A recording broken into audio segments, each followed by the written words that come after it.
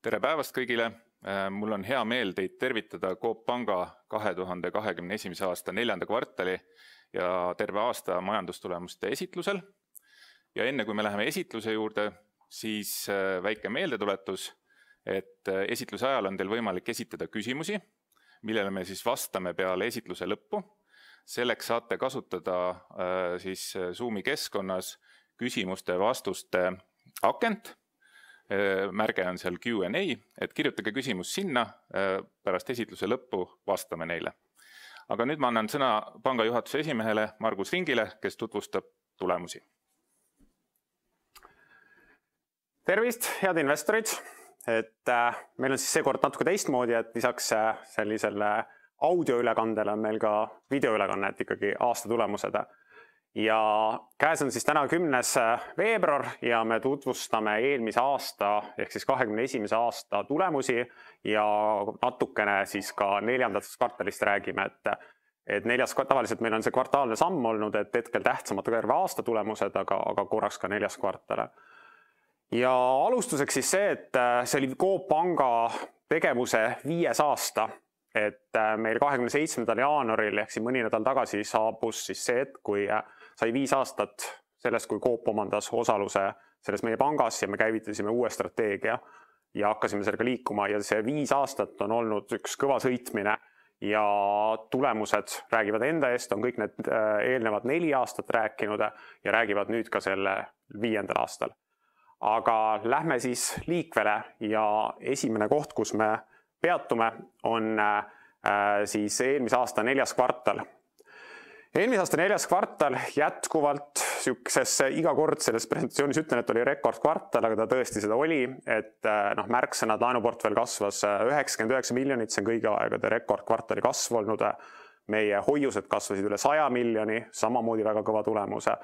Meil lisandus 7000 uut klienti, et tänaseks on meil juba 115 000 klienti. Ja me tegime ka korraliku puhaskasumi 3,3 miljonit, et see on küll mõne korra vähem kui 3. kvartal eelmisel aastal, aga 3. kvartal oli eelmine aasta erakordne kvartal, sest see sisaldas ühekordseid erakorralisi tulusid, millest ma räägin nüüd kohe järgmise pildi juures.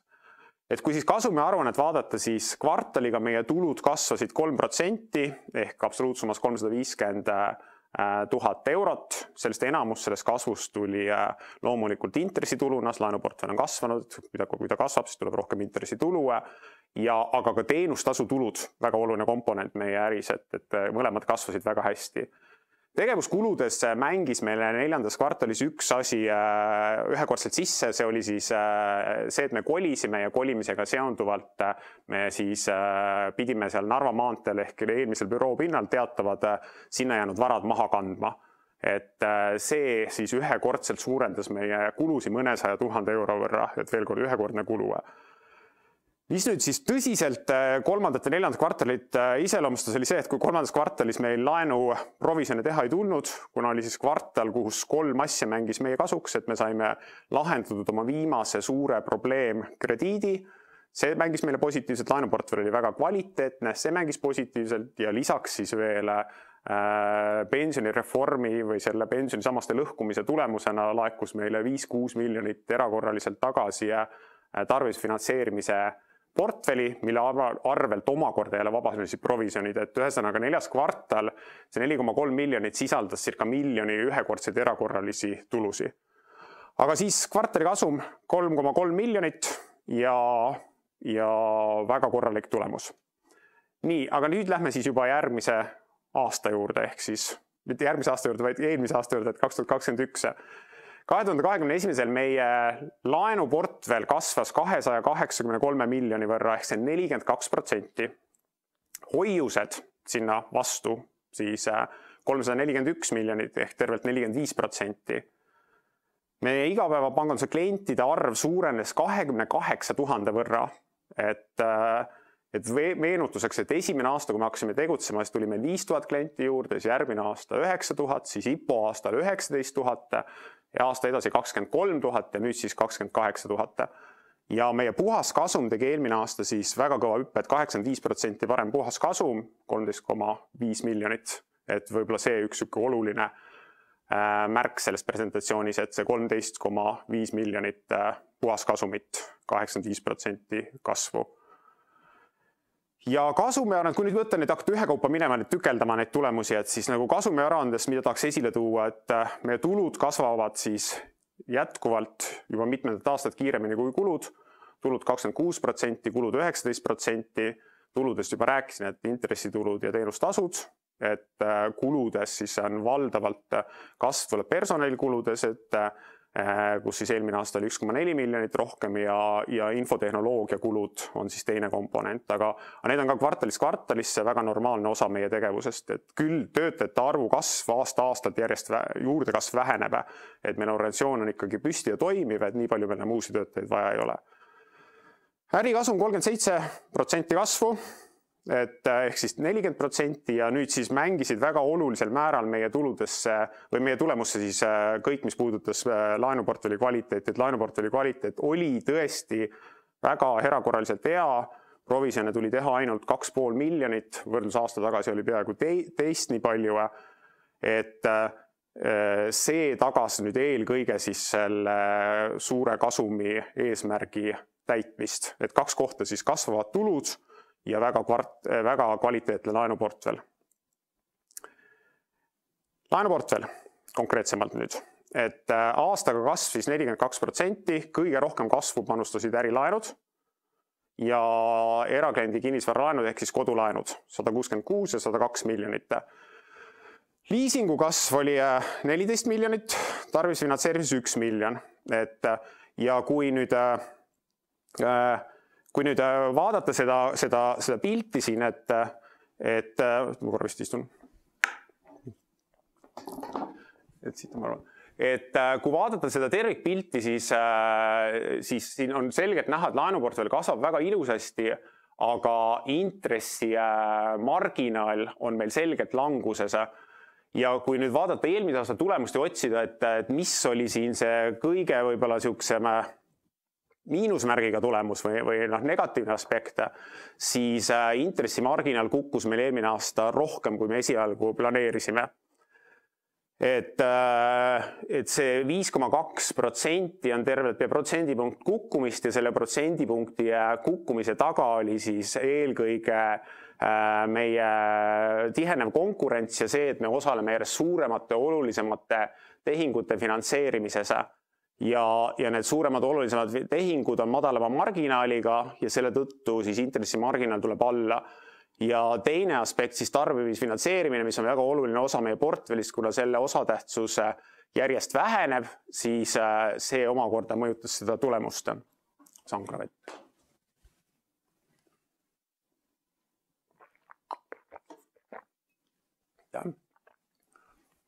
Siis sealt edasi, et kui nüüd tükeldada see tulemus ära äriliinidele, siis ärilaenus meie marginaal kukkus 1% punkti võrra circa, et kodulaenudes siis kuskil 0,3% punkti, tarbimislaenudes protsendipunkt ja liisingul see tase enam-vähem püsis, et selline on nagu see tervispilt. Nüüd selle vastukaaluks õnneks meie laenuportfelli kvaliteet püsis väga kõrgel tasemel, et 2% võlglaste tase, mina ei mäleta sellist numbrit terve selle Coop Panga ajaloo jooksul ja kaugemalt ka. Ja mis seda veel siis nagu siit kõrvalt võtta see pilt, et krediidiriski kulumäär 0,3%, see on kõigi aegade madalam, see on 2 korda madalam, kui meil oli esimestel tegevusaastatele. Ja kui nüüd võtta järgmiseks laenuportfelli kvaliteet ka äriliinide lõikes, siis kõigis meie laenusegmentides see kvaliteet püsis, et püsis siis ärilaenudes oli meil niisugune kurioosum, et see lühiajaline võlg, mis seal sees on, see 7,2%, see on ühe kliendi üks lahend, mis oli, kuna aastavahetus oli täpselt nädalavahetusel, siis üks klient jäi seal mõned päevad võlgu, 3. jaanuaril maksima võla ära, et ka seal on väga hea kvaliteet, et kinnisvaralaenudes ehk kodulaenudes on meie meie võlglaste tase ainult 1% ja põhimõtteliselt võlglasi ei ole, et tarbimislaenudes on kukkunud võlglaste tase sinna 9% peale ja liisingus pigem püsinud selline stabiilne. Et veel kord, et ühtepidi küll oli see marginaali langus suurem, kui me arvasime, aga teistpidi eesmärki aitas ära tuua siis see, et meil oli portfelli kvaliteet väga korralik, üks plussmärgiga, teine miinusmärgiga, et kokku aitas see tulemusse just ära mängida. Lähme siis laenude juurest edasi hoiuste juurde ja hoiustes siis on märksõnad järgmised, et esiteks on toimunud väga olulised struktuursed muutused, et meil järjest rohkem on võimalik hoiustes arvestada kodumaise ressursiga, et me kaasame järjest rohkem kodumaiseid hoiuseid, meil on võimalik maksta laenuport või tagasi rahvusvahelist ressurssi, mis on meile kallim, on see siis reised või kodumaised finantsinstitutsioonid. Ja see viis meie finantseerimiskulu alanemisele siis nagu täna kuskil sinna 0,7% peale. Et kindlasti mängib väga oluliselt meie aasta tulemustesse, et finantseerimiskulu, mis muidu aasta tagasi oli 0,9%, on nüüd 0,7% ja me maksime aasta jooksul circa 50 miljonit kallimat ressurssi tagasi. Ja nõudmisena hoiuste osakaal on siis kasvanud kuskil 47% peale. Nii, klientide arvus, et meil oli aastaga siis lisandus 28 000 klienti, nagu ma rääkisin, enamus nendest eraklientides. Meil on kasvanud turuosa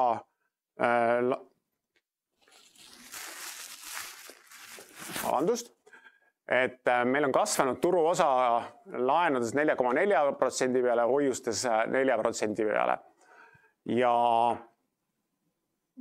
siin väga ongi kõik, et kapitaliseeritus püsib väga korralikul tasemel, et kui meil on riskiga kaalutud aktivad, kui pank kasvab, riskiga kaalutud aktivad kasvavad, siis seda on vaja toetada kapitaliga. Aastaga meil kapitali tuli juurde siis sellega, et me emiteerisime allutatud võlga aasta alguses 10 miljoni võrra ja 9 miljoni võrra siis on siia veel lisandunud kasumid, mis me sel aastal teenisime. Ja kapitali adekvaatsus, mis on väga oluline meie tegevuse mastaabi püsimisel, et see püsib väga korralikul tasemele. Likviidsuskatte kordaja on meil täna 200% juures, et ma olen seda eelnevatel presentatsioonidel ka kirjeldanud, et kui ta esialgu oli siin väga kõrge, siis see tähendas seda, et me valdavalt finantseerisime oma tegevust tähteliste hoiuste läbi, et mida rohkem meil on nõudmiseni hoiust, mis mõjub meile bilansile väga hästi, kasumile aruandele väga hästi, siis teistpidi meil likviidsuskatte korda, kuna see valem võtab arvesse, et milline hoiuste väljavool, siis nõudmiseni ressursil on kindlasti nagu see väljavoolu tõenäosus suurem, aga veel kord me püsime 2 korda üle selle sisemise piirmäära. Ja kapitali poole pealt võib-olla siis veel seda, et eelmine aasta me emiteerisime esimest korda allutatud võlakirju, ja sellise aastane programm, pool sellest sai eelmine aasta märtsikuus tehtud, teine pool on veel teha ja lähikuudel me oleme siis välja tulemas uute allutatud võlakirjadega toetamaks meie kasvu eesmärke. Ja teine koht, kus me see aasta lisaraha või lisakapitali juurde võtame, on siis meie aktsiakapital, et tõenäoliselt sügisel me emiteerime turule uusi aktsiaid.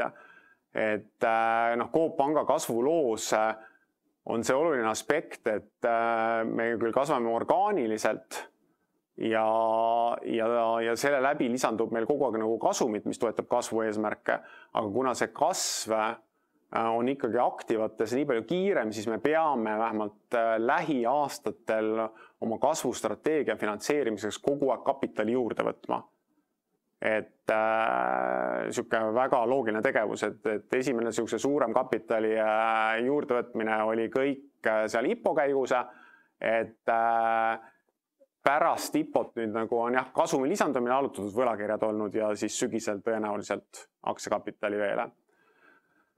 Meie tulemusnäitajatest, et meie kulu-tulu suhe langes siis eelmisel aastal 57% peale, et siin on meil pikemaajalisem siht see, et viia see alla 50 ja selles suunas me oleme selgelt teel, et me tegutseme järjest efektiivsemalt, et pangandus on mastaabiäri ja kui kasvavad meie ärimahud, siis kasvavad ka meie tulud ja loomulikult kulud enam nagu sellises tempos ei kasva, sest meie struktuur ja organisatsioon on üles ehitatud, et meie kulu-tulu suhe järgnevatel aastatel peaks järjest paranema ja siis omakapitali tootlus, et meie peamine kõige olulisem eesmärk siis tõusis pea 13% peale, ületas selgelt selleks aastaks või eelmiseks aastaks seatud eesmärki ja siin on meil siht siis jõuda 15% peale. Et nagu tulemusnäitajad samamoodi, mis tulenevad loomulikult ärimahtude kasvust, siis väga heal tasemele. Nüüd meie tuntus klientide seas püsib jätkuvalt siis seal 50% juures, et me mõõdame seda 2 korda aastas, meile selles mõttes oluline, et me oleme kasvav pank, kasvaval pangal see, et me oleks klientide seas tuntud, atraktiivsed on väga oluline roll ja oleme seal siis täna viimase uuringu järgi 55%, mis tähendab seda, et kui me turuosa on kuskil 4% peale, siis tuntus on 10 korda suurem. Ja teine uuring, mida me 2 korda aastas siis kontrollime, et kui klient peaks täna uut panka valima endale, et mis positsioonil siis Coop Pank on, et me oleme 3. positsioonil, et siis meid valiks LHV ja Swedbanka järelklient, et jätkuvalt sihuke väga korralik tulemuse. Ja nüüd siis aktsionäride slaid, et mille üle on samamoodi väga hea meel, et meie aktsionäride arv kasvas eelmine aasta 15 000 aktsionäri võrra, meil oli aasta alguses 13 000 aktsionäri, meil lõpetasime aasta 28 000 aktsionäriga, see selgelt näitab, et see IPO käigus välja öeldud mõte, et Coop Pank võiks olla niisugune rahvaks ja kõik see kasvustrateegiat toetama, et see täiega realiseerub. Meil siis eelmine aasta aktsionäride arvult möödusime Eestis Tallinna börsil Tallinna Sadamast ja meil napilt jäi siis kätte saamata Tallink, et Tallinki aktsionäride arv aasta lõpus oli 29 000 ja siis täna kõige suurem aktsionäride arvuga ettevõtte Tallinna börsil on Enefit Green, et kellel on kuskil seal 58 000 aktsionäri, et ühesõnaga me oleme siis hetkel 3. kohal ja teine koht ei ole enam kaugele. Ja meie aktsionäride struktuuris siis 60% on selliste suuremate aktsionäride käest, et sellest Coop on strateegiline investor ja siis 17% 3 finantsinvestori käes ja siis igapäeval Tallinna börsil käibes on siis väikeinvestorite käes 40%. Ja aktsiahind, mis siis, kui ma siin aasta tagasi teile esinesin, siis oli suhteliselt nukker rääkida, et tegime samamoodi kõva tööd ka aastal 20, aga aktsiahind püsis seal 1,2 euro juures, et peale IPO-t circa 15 kuud, et siis see aasta see olukord ka muutus, et aktsiahind siis tõusis aasta selle 1,2 alguse juurest, käis ära juulikuus 4,2 euro juures ja lõpetas siis seal 3 euro juures, et me oleme kogu aeg öelnud, et meie asi siin Coop Pangas on tööd teha, et aktsia hind on selle töö peegeldus ja ega siin rohkem midagi kommenteerida ei oska, et loomulikult see selline ilus pilt toetab igati meie tegevust. Ja kokkuvõttes siis sellest 21. aastast, et tooks 5 asja välja, et laenuportfelli kasv, see on meie põhiline tulude allikas, mille nimel me väga kõvasti pingutame ja erinevad äriliinid igapäevaselt tööd teevad, et see kasvas korralikult. Meil on siis lisandus 28 000 uut klienti ja meil on nüüd täna pangas juba 115 000 klienti. Kasum loomulikult, et 13,5 miljonit, et see on rohkem kui $1 000 000 kasumit kuus. Meie aktsionäride arv ja aktsiahind võib-olla ka siia juurde panna.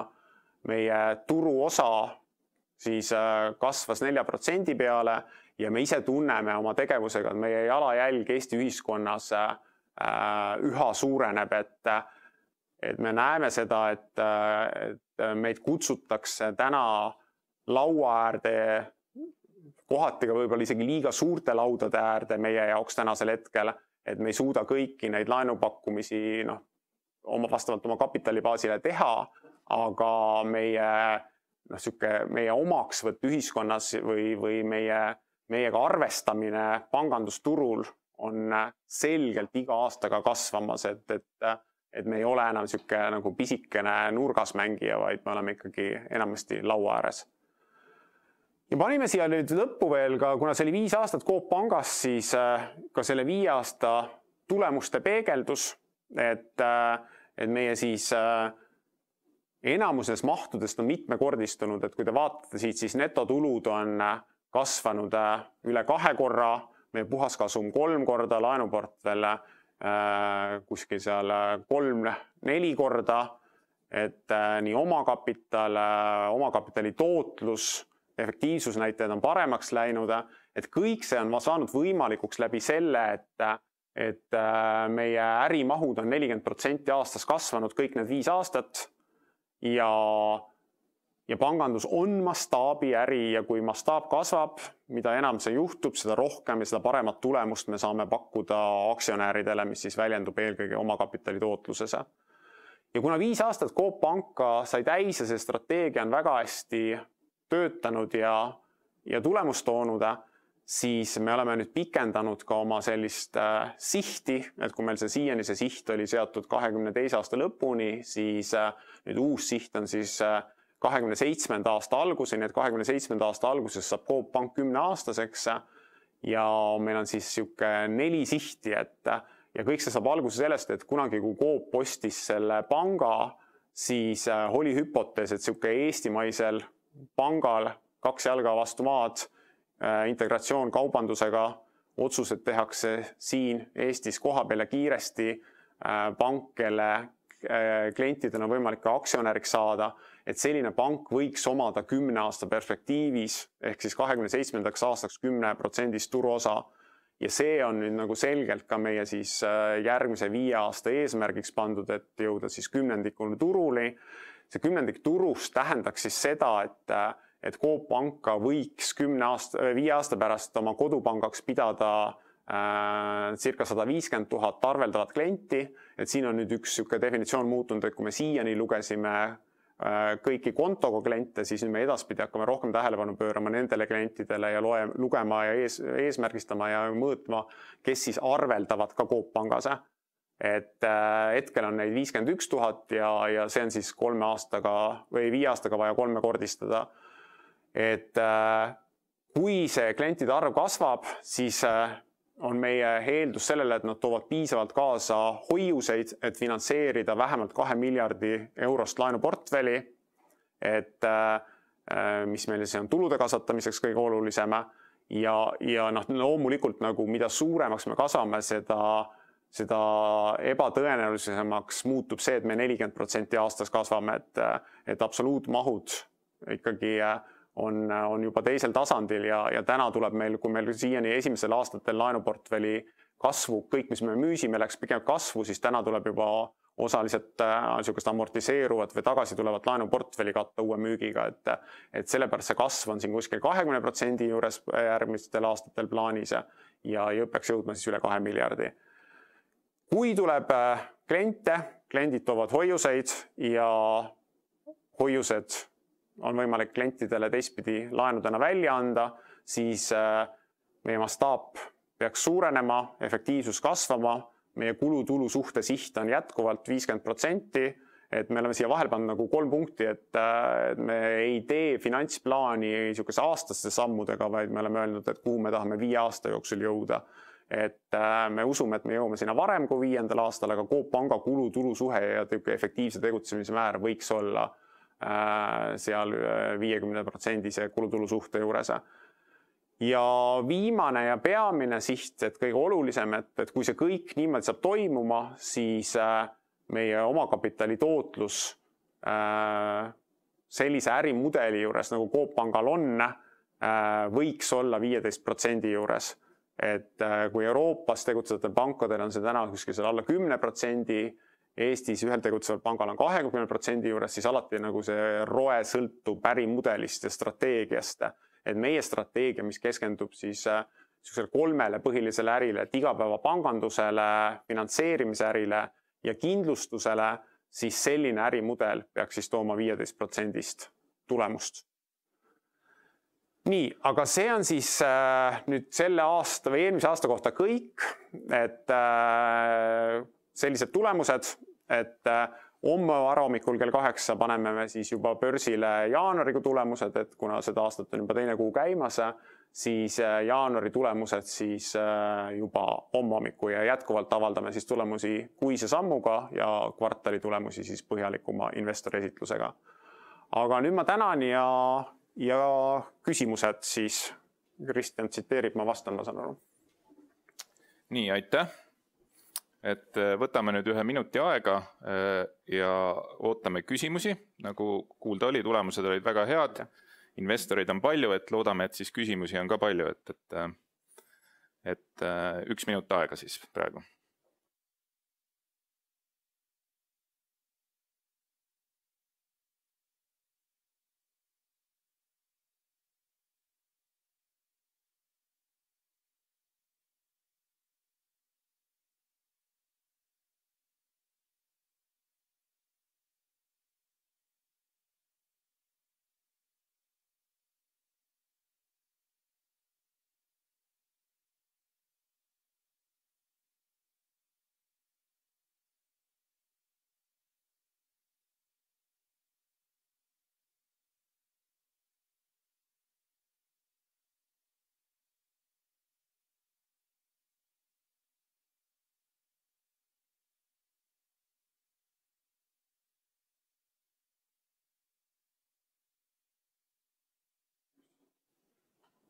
Nii, esimene küsimus, kuidas dividendipoliitika realiseerub?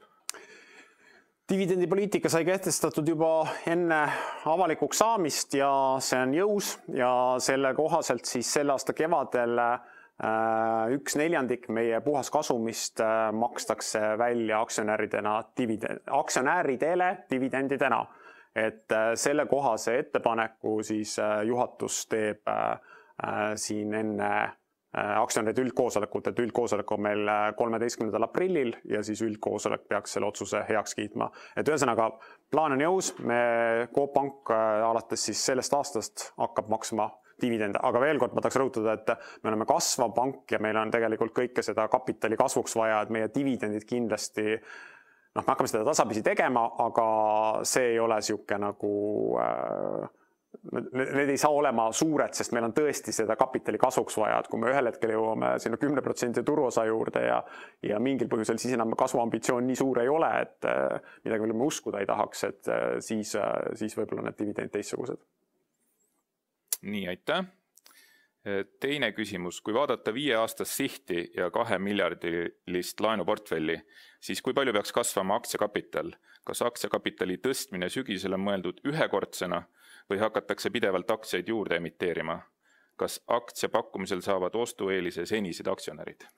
Siin on hästi mitu küsimust, et kui meil ärimahud kasvavad, siis meil on kapitali kogu aeg juurde vaja ja me teeme seda samm-sammult, et on 3 instrumenti tegelikult, et ühtepidi see meie orgaaniline kasv, mis toob kasumit, aitab meil seda kapitalibaasi tõsta.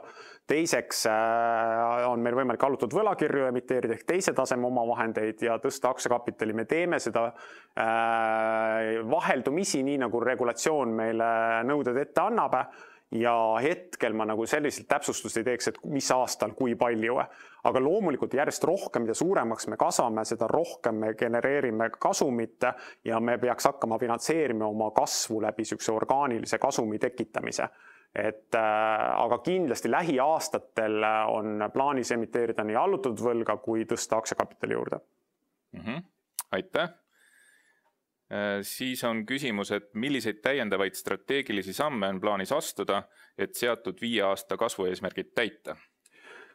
Meil strateegiadiskussioonid päädisid sellega, et me näeme, et meie tänane ärimudel, kus Coop Pank keskendub väga kitsalt 2 tegevusliinile, igapäevapangandusele ja finantseerimisele, et nendes ärivaldkonnas on meil konkurentseelised ja me jätkame nendega. Meil on tekkinud nüüd tasapisi kõrvale üks 3.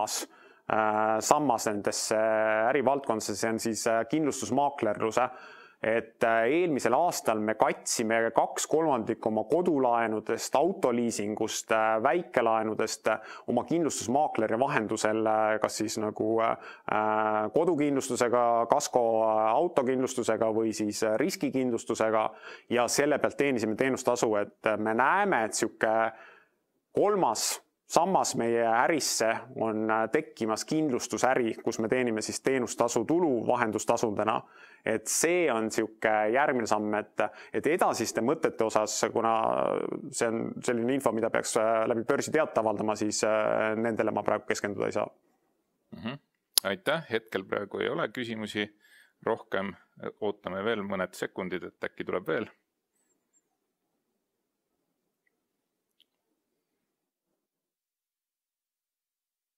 Aitäh ja aitäh kõigile osalejatele, kes meid jälgisid veebist ja Delfi vahendusel ja soovin teile ilusat päeva jätku.